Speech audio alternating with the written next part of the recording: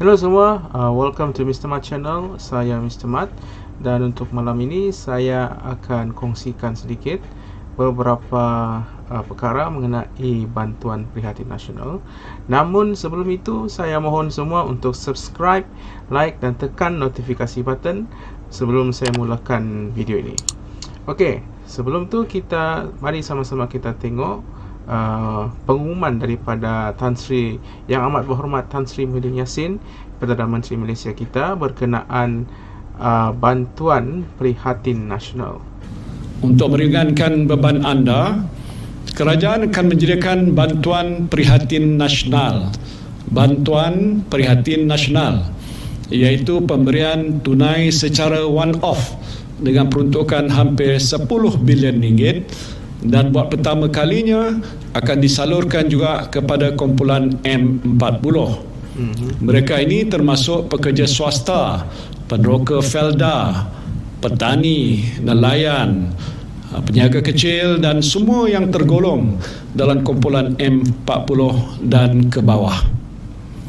Jumlah bayaran yang akan dibuat ialah: pertama, RM1,600 kepada hampir 4 juta isi rumah yang berpendapatan bulanan RM4,000 dan ke bawah. Bayaran RM1,000 akan dibayar pada bulan April 2020 dan RM600 pada bulan Mei 2020. Kedua, RM1,000 kepada hampir 1.1 juta isi rumah yang berpendapatan lebih RM4,000 sehingga RM8,000 yang akan dibayar pada bulan April 2020 sebanyak RM500 dan baki RM500 pada bulan Mei. Ketiga, RM800 kepada 3 juta individu bujang berusia 21 tahun ke atas dan berpendapatan bulanan RM2,000 dan ke bawah. Bayaran RM500 akan dibayar pada bulan April 2020 dan baki RM300 pada bulan Mei 2020. Keempat, RM500 kepada 400,000 individu bujang berusia 21 tahun ke atas yang berpendapatan bulanan lebih RM2,000 sehingga RM4,000. Bayaran sebanyak RM250 akan dibuat pada bulan April 2020 dan bakinya RM250 pada bulan Mei. Di samping itu, baki pemberian tunai di bawah program bantuan sara hidup BSH yang sedang dilaksanakan akan dibayar pada bulan Julai 2020 yang melibatkan peruntukan sebanyak RM3.2 bilion. Okey, nampaknya begitulah tadi pengumuman daripada kita punya Perdana Menteri Tan Sri Muhyiddin Yassin berkenaan bantuan prihatin nasional. Peruntukan ini melibatkan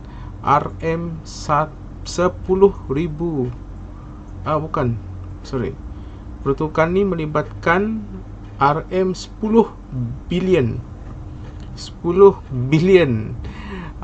Bukannya 10,000, bukannya 100,000, bukan, 10 bilion. Yang mana ianya 10 kali ganda daripada 1 juta. Jadi bermakna kerajaan mampu, dan kita ucapkan berbanyak terima kasih kepada kerajaan waktu ini kerana dalam kesukaran kita menghadapi PKP siri kedua ini lagi dilanjutkan hingga 14 April. Kita sebenarnya bagi mereka yang di luar sana banyak yang kehilangan punca-punca pendapatan.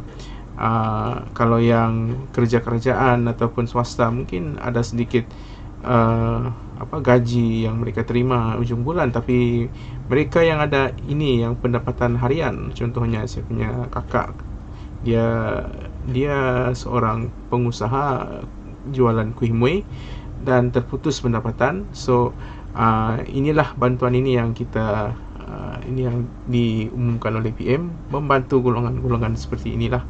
Bukannya golongan artis. Ini nanti saya akan kupas di topik yang akan datang. banyak saya mau cakap pasal ni artis, sebab bukan saja artis Malaysia, ada juga yang di kampung ni pun ada juga yang mempunyai gaya-gaya artis.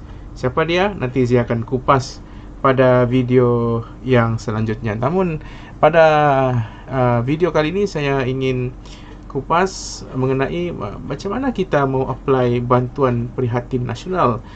Sedangkan kita dimomokkan macam cerita-cerita kawan-kawan kita, ataupun mungkin kita tengok di televisyen, ataupun mungkin kita tengok di media sosial, saluran dia di LHDN ataupun BSH untuk kamu cek. Tapi sehingga hari ini kita gagal untuk cek. Kita gagal untuk cek benda tu, iaitu bantuan prihatin nasional. Mungkin disebabkan kesesakan trafik dan sebagainya, jadi kita tidak dapat cek. Namun pada malam ini saya terkejut juga bila saya search di Google, dan juga bila saya cek lagi di LHDN punya website sudah beransur pulih. And then saya jumpa ni satu website, kamu tengok sendiri. Okey, ini YouTube tadi, dan ini dia website yang saya maksudkan, bantuan prihatin nasional. Okey, ini khusus kepada mereka yang bila kamu cek telefon kamu, kalau kamu ada menerima SMS berkenaan dengan bantuan prihatin nasional, sebenarnya kamu tidak perlu cek pun di website yang ada macam di BSSK ataupun di mana-mana LHDN, sebab memang kamu confirm dapat tu bantuan yang disebutkan oleh kita punya PM tadi, yang mana mula dibayar start hari ini. Tarikh video ni dirakam pada 6 April 2020, dan start hari ini, sorry, bergegar kah kamera? Sorry. Okey, start hari ini kamu akan menerima bantuan bagi mereka yang pernah menerima BSH, bagi mereka yang dikenakan cukai, pernah dikenakan cukai, mereka juga mendapat bantuan. Bukan saja B40, M40 pun akan menerima bantuan. Dia ada 4 kategori tadi. So kamu boleh cek yang amat berhormat punya pengumuman tadi. Okey, so ini cara dia. Kalau macam saya tidak terima apa-apa message daripada LHDN, disebabkan pertama, saya tidak menerima sebarang message yang mengatakan bahawa saya menerima ini bantuan prihatin nasional. Saya tidak pernah dapat BSH, dan saya juga tidak membayar cukai, kerana amount gaji saya itu belum lagi mencapai tahap untuk sebagai pembayar cukai yang melebihi daripada 4,000, 3,000 ke 4,000.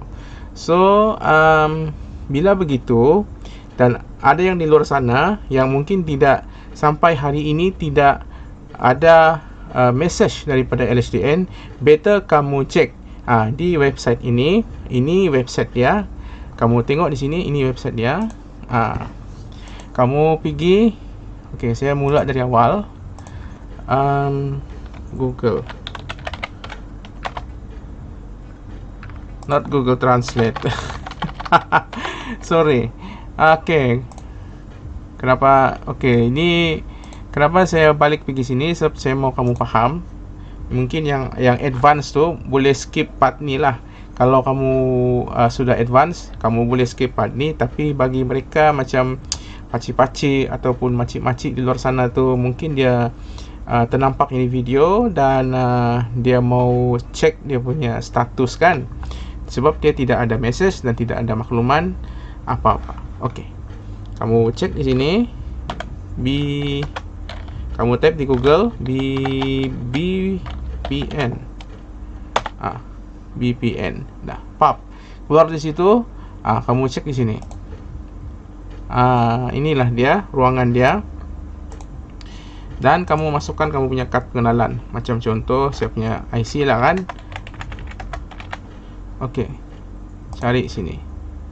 Nah, dia ada captcha lagi. Kamu kena ikut betul-betul ni.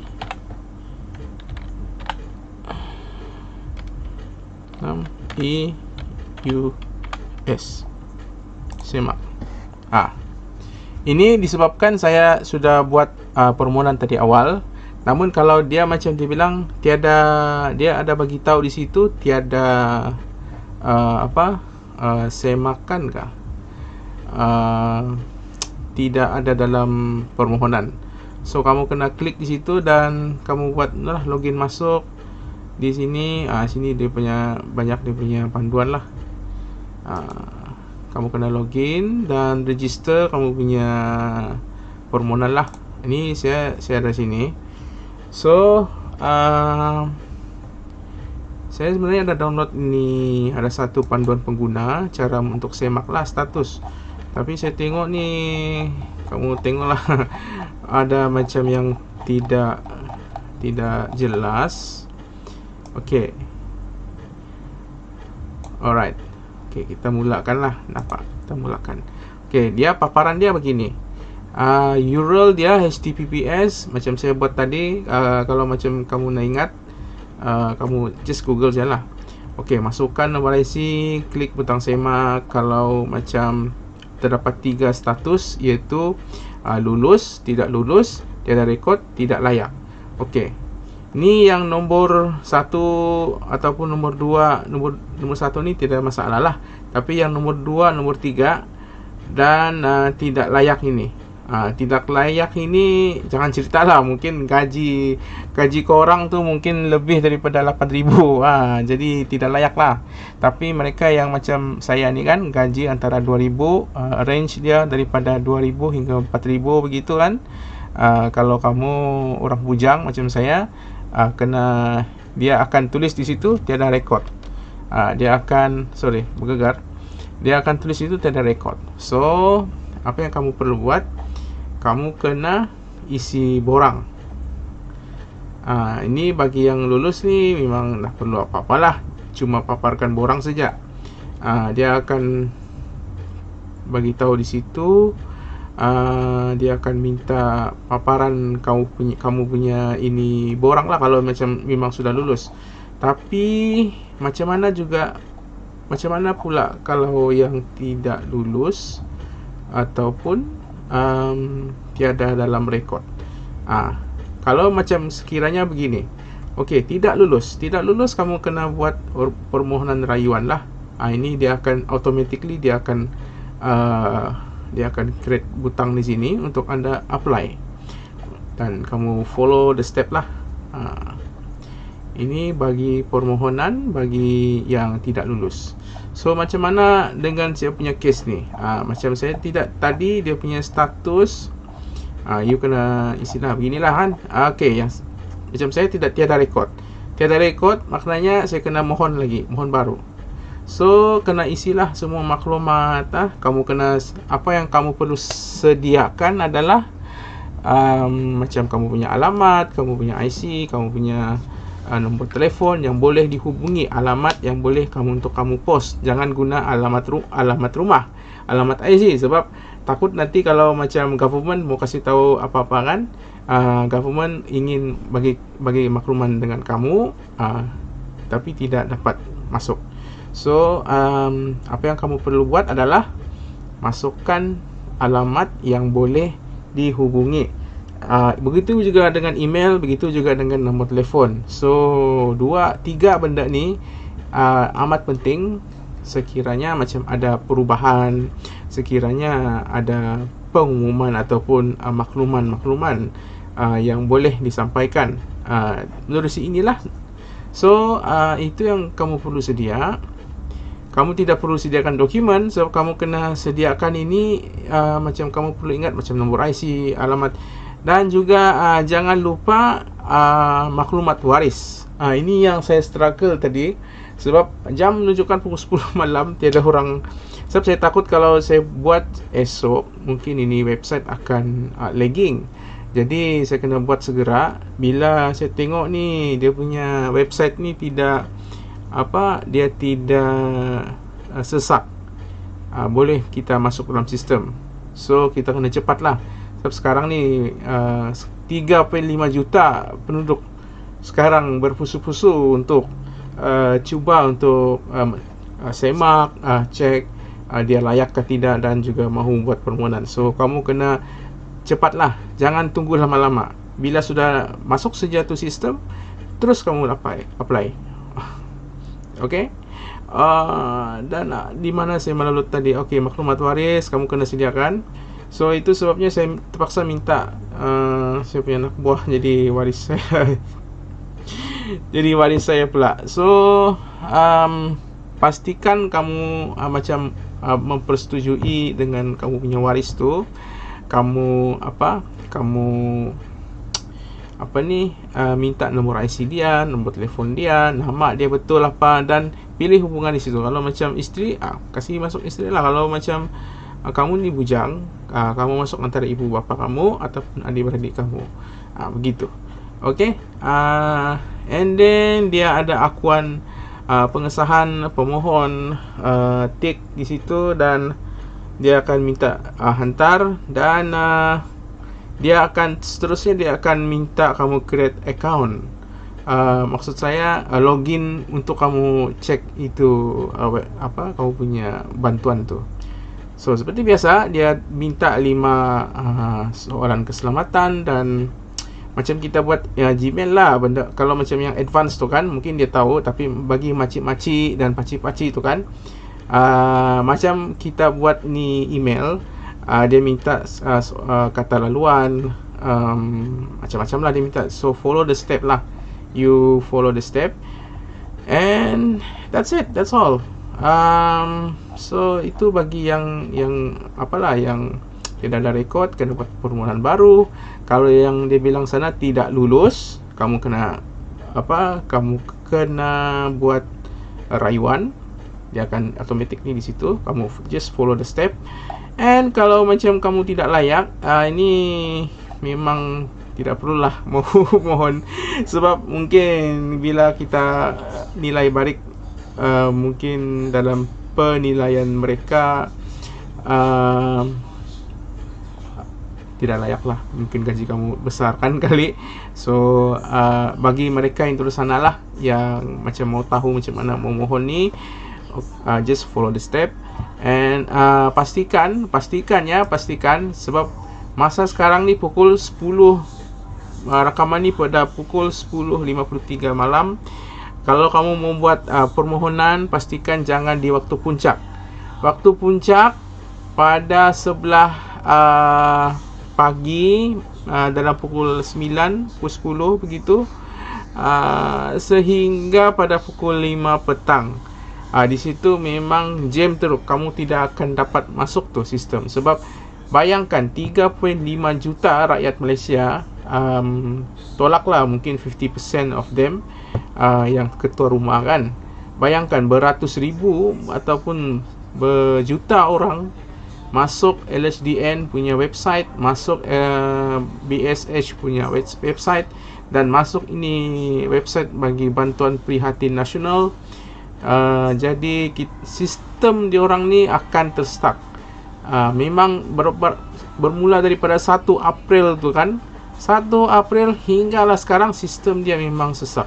So ini laki kita dapat buka ni, sebab hari ini banyak yang penerima bantuan PSH dan juga mereka yang memang sudah layak menerima bantuan ni, hari ni diorang kena bank in secara berperingkat lah, diorang terima tu bantuan. So tahniah diucapkan mereka yang sudah terima bantuan. Dan yalah, bagi mereka yang belum lagi, jangan putus asa, banyak cara. Dan saya doakan semua dapat bantuan yang layak lah. Yang tidak layak tu apa boleh buat lah. Macam artis gaji 20,000 ada yang gaji 20,000, ada pendapatannya lebih daripada itu. Dan ialah bukan semua yang begitu, ada yang tidak bernasib baikkan. Tapi kerajaan sudah bagi saluran ni.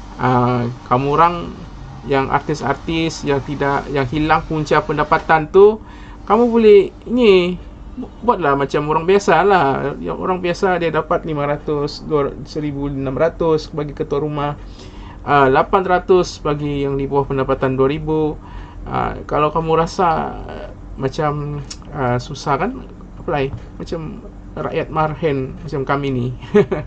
Okey, sampai di sini saja video saya mengenai bantuan prihatin nasional. Dan saya harap kamu semua jangan lupa untuk subscribe, like and share ini video. Dan kita bertemu di update video yang akan datang. Peace out.